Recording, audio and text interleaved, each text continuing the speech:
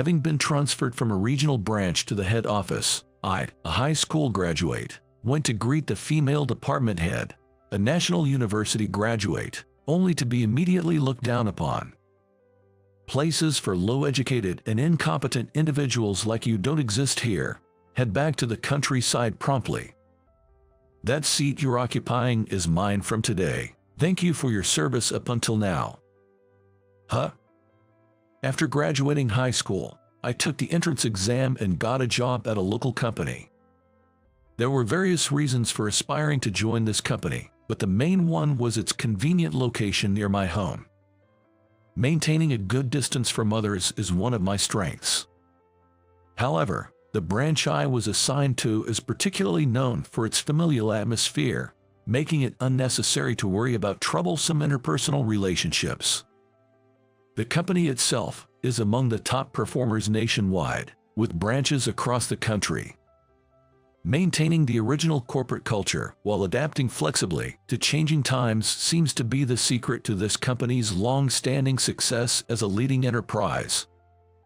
In this branch, from the top executives to the lower-level employees, there's a shared commitment to the company's overall work ethic.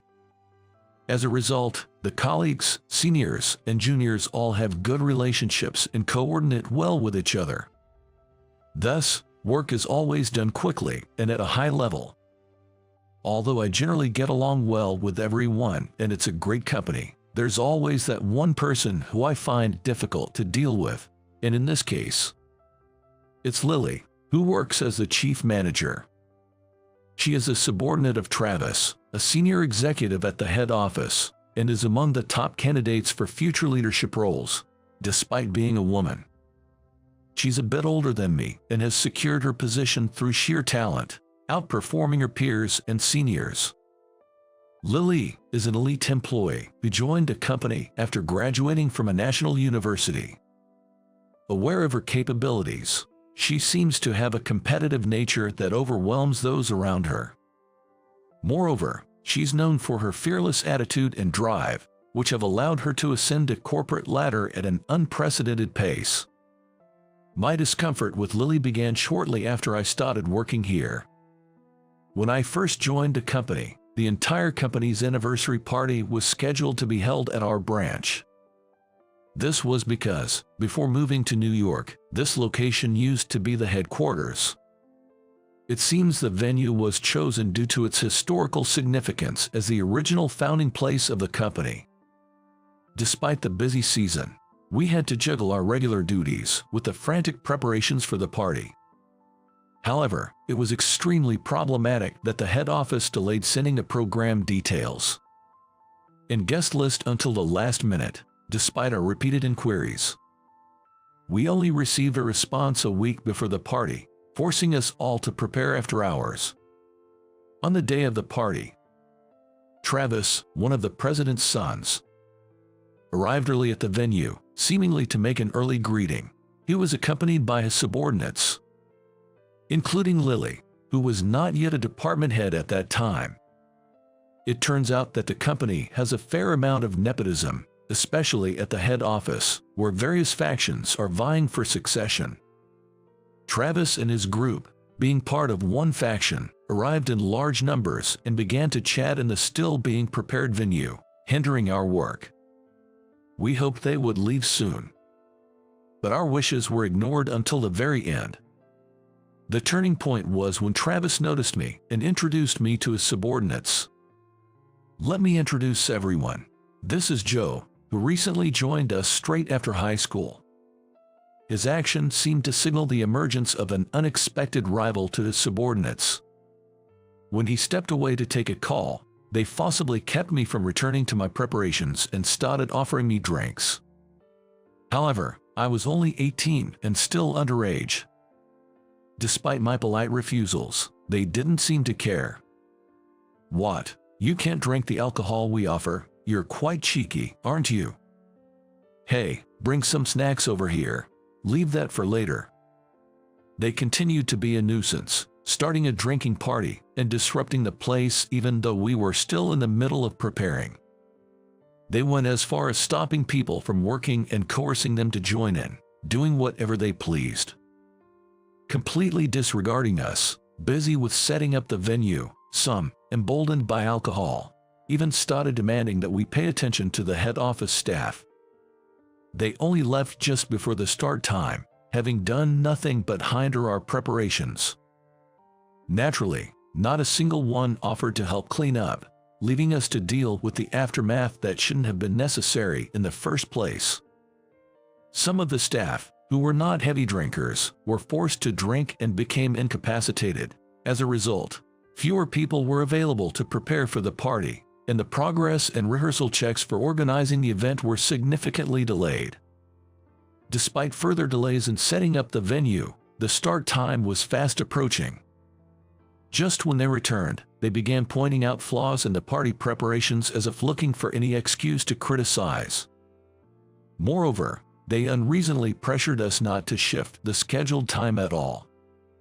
Other employees who had finished their work joined in to help, but we were ultimately forced to start the event underprepared due to their constant interference. As expected, the party suffered from a lack of coordination, leading to frequent disruptions.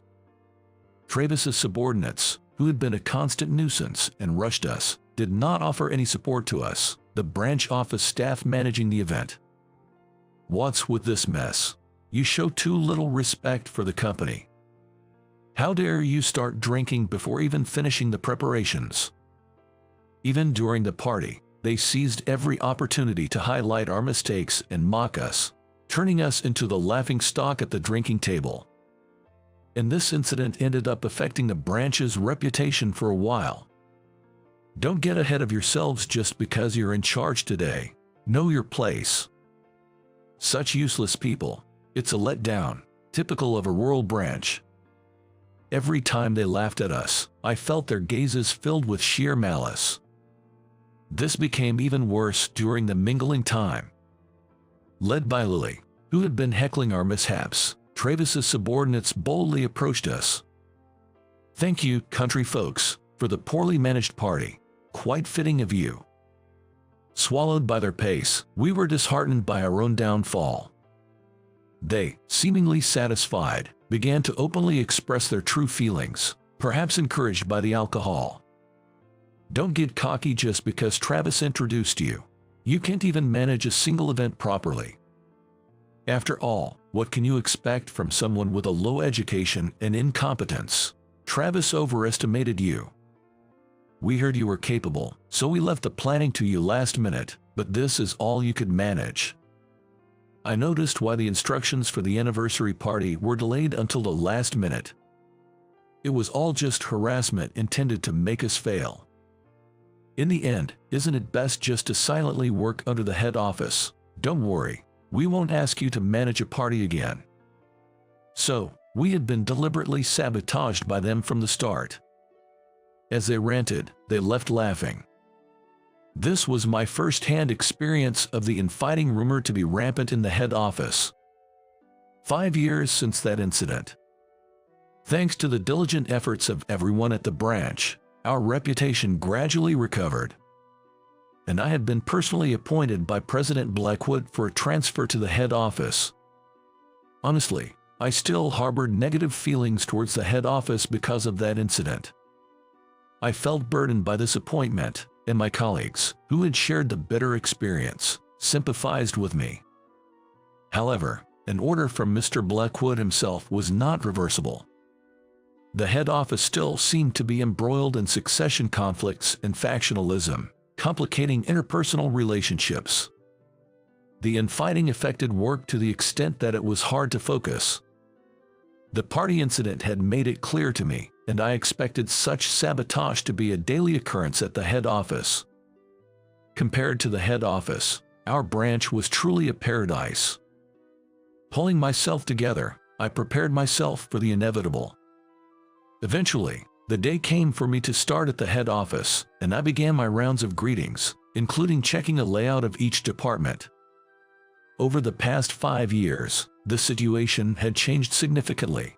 Travis had been ousted by his own subordinates and forced to resign. His former subordinates had since aligned themselves with different successors. and Lily was now working under Elijah Great Falls, a branch manager at the head office.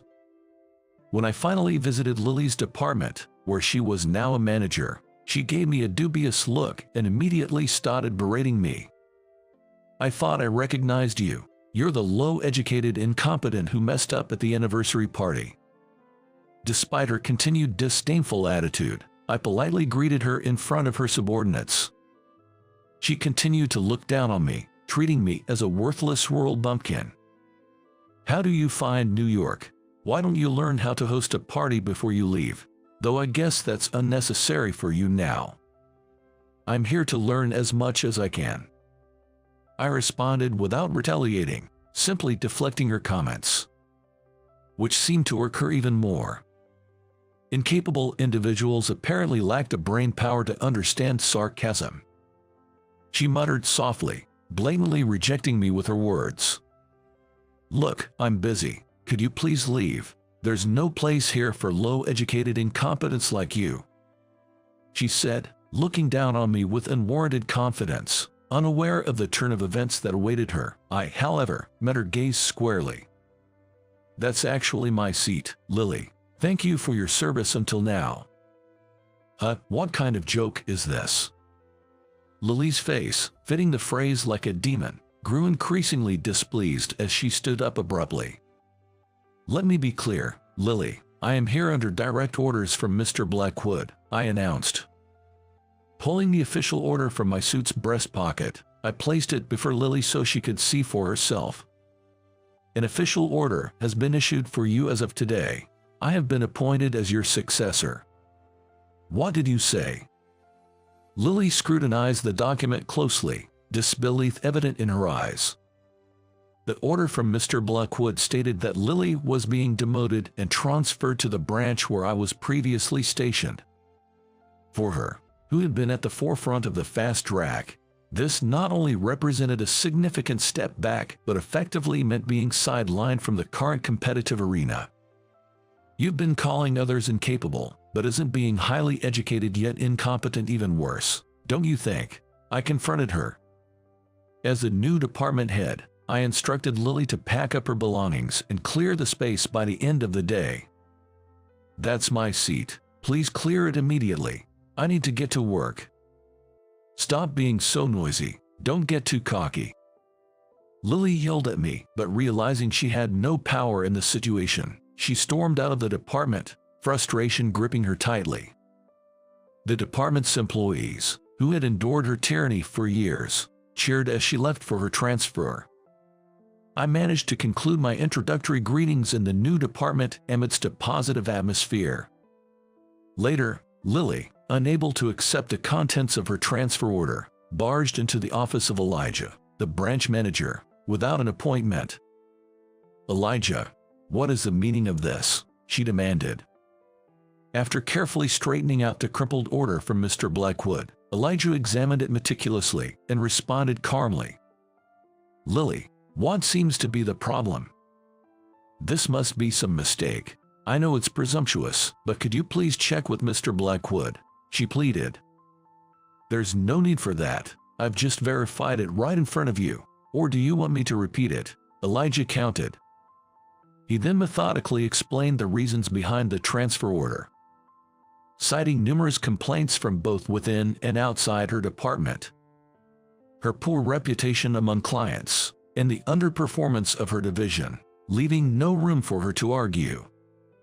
"Fundamentally, you lack the basics in everything. Submitting documents to your superior in such a condition is a problem that goes beyond academic qualifications," he reprimanded. Stunned by her superior's harsh criticism, Lily was mercilessly dismissed. "I had always planned to remove those who unseat their superiors for their own gain," he added. Following her outburst, Lily was escorted out of the branch manager's office by security personnel. Left without any support or backing, Lily ultimately accepted her transfer. The next day, her desk was cleared out completely, not a single item left behind. Originally, when she first joined the company, she wasn't in such a dire state.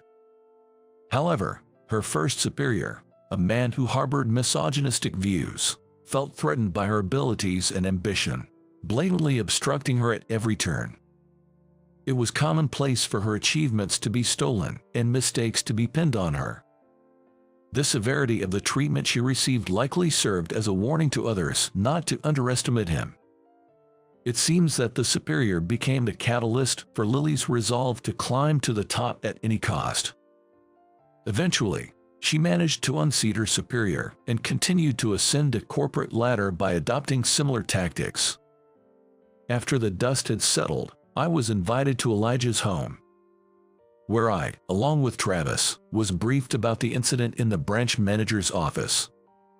"Joe, you've had a tough time with this. Did I make you draw the short straw?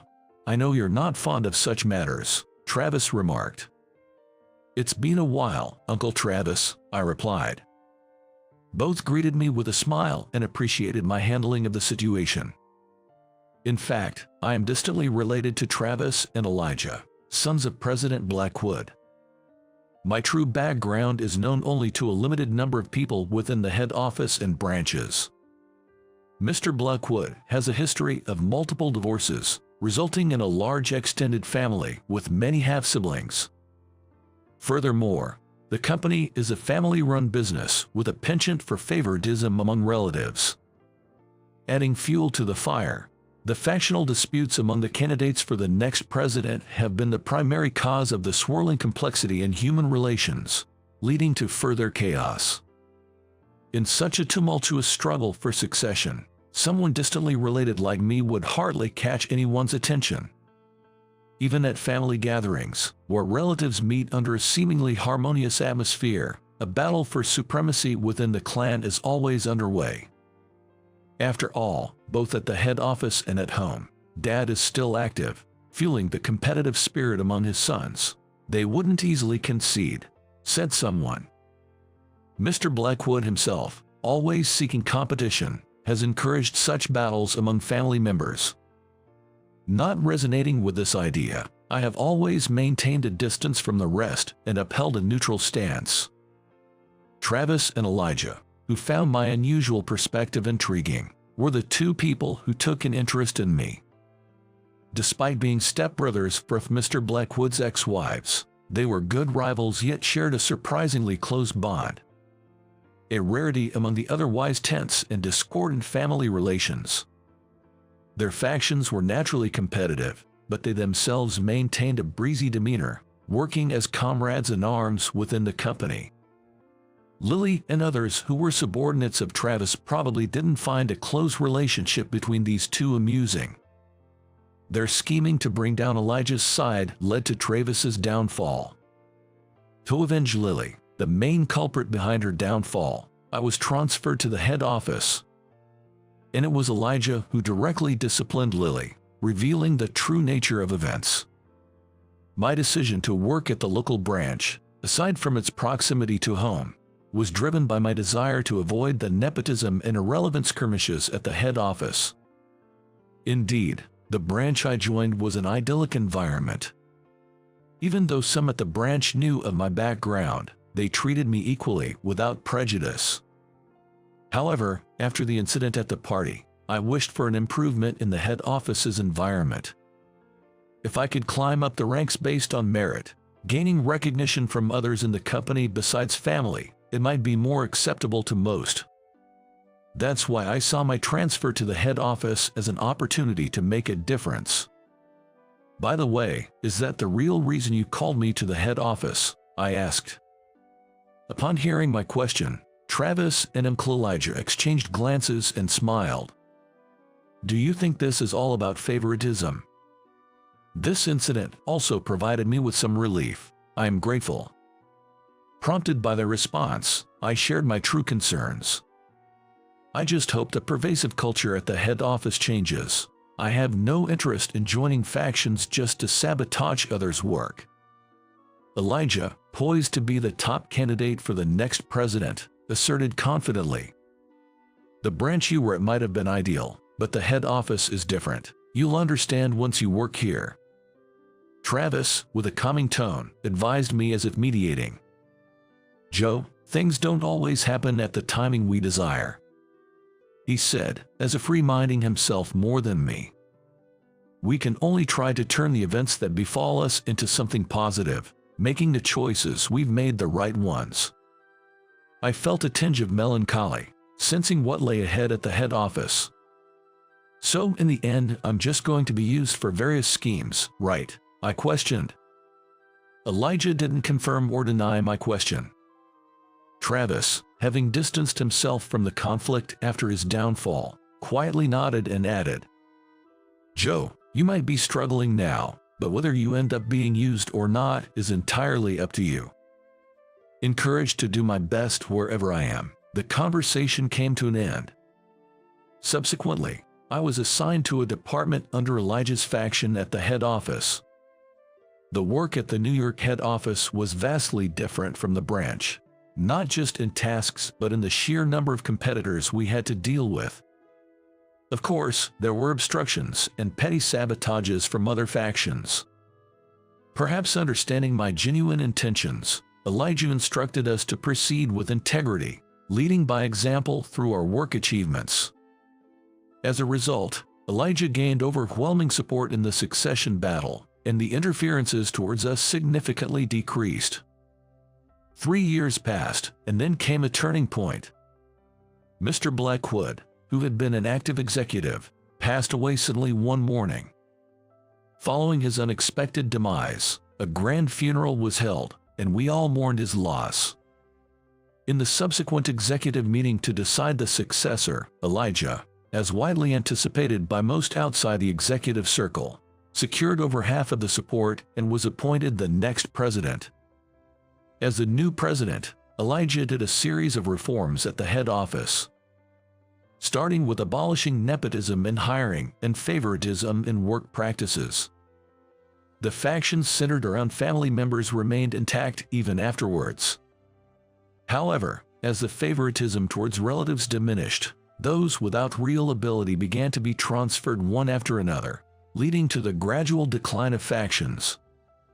As employees with genuine skills were recognized for their work without relying on factions, they made significant advancements, greatly improving the company's internal atmosphere. Taking this as an opportunity, I often submitted requests for transfers. With the changes at the head office, I felt there was no longer a purpose for me to stay there. Becoming one of Elijah's trusted subordinates and contributing through my work achievements, I was promoted smoothly. However, realizing my lack of interest in further promotions, I declined any further advancement. I found myself missing the irreplaceable comfort of that branch. Occasionally, during business trips to the branch, I noticed that the personnel had changed, but the unique atmosphere and corporate culture remained unchanged. It was something special that even the improved head office couldn't offer. However, Elijah was reluctant to approve my transfer requests. The branch, being an exceptionally good workplace within the company, rarely saw people leave, and the lack of vacancies also played a part. Having been demotivated about my job at the head office for quite some time, I took a bold step and submitted my resignation. Upon seeing it, Elijah sighed. "I had hoped to show you the same vistas I've seen. Was the head office not appealing enough? I'm truly grateful to Mr. Great Falls for changing the bad practices at the head office, but my role here has ended. Could you please let me return to where I belong?" Mr. Great Falls took my resignation but didn't respond immediately. For the time being, I was given a month's leave by the president's order and went back to my hometown. During the leave, I fully moved out of my residence in New York and visited Mr. Great Falls' home before my leave ended to express my gratitude. At that time, we shared drinks not as a president and an employee but as relatives. We reminisced about Uncle Travis, who passed away suddenly before he could become president, and I expressed my gratitude and respect to Uncle Elijah once again. Later, having returned to my hometown, I found myself heading to my former branch in a suit once again. The personnel had changed quite a bit since my time there, and it seemed there were few who remembered me. Yet, the warm and comfortable corporate culture had been passed down unchanged. With a renewed spirit, I headed towards the entrance, grateful for the opportunity given by Mr. Great Falls. To my surprise, I was greeted by many familiar faces among the welcoming employees. Among them, my eyes caught a particular female employee. Holding a bouquet of flowers to welcome me was Lily, who had been transferred to the branch after I left. She seemed to have undergone a significant change in character since then. Initially, she caused quite a stir in the workplace. But as she adapted to the branch's environment, her ambition faded. The distressful, tense relationships she had at the head office were nowhere to be found here. She shifted towards a life that valued a good balance between work and personal life, transforming into a completely different person. Her previously sharp demeanor softened, yet she retained a strong core, skillfully managing and helping those around her. Now in the secretarial department, her work is highly regarded not just within the company but also by clients. Her change was likely influenced by her marriage to a partner she met and fell in love with at the branch. Mr. Great Falls had concerns about Lily and me being in the same branch, but it was she who insisted on giving me the welcome bouquet. Regardless, seeing her happy and different from her time at the head office brought me relief. Approaching me with a smile, she warmly welcomed me. "Congratulations on your appointment as branch manager, Joe,"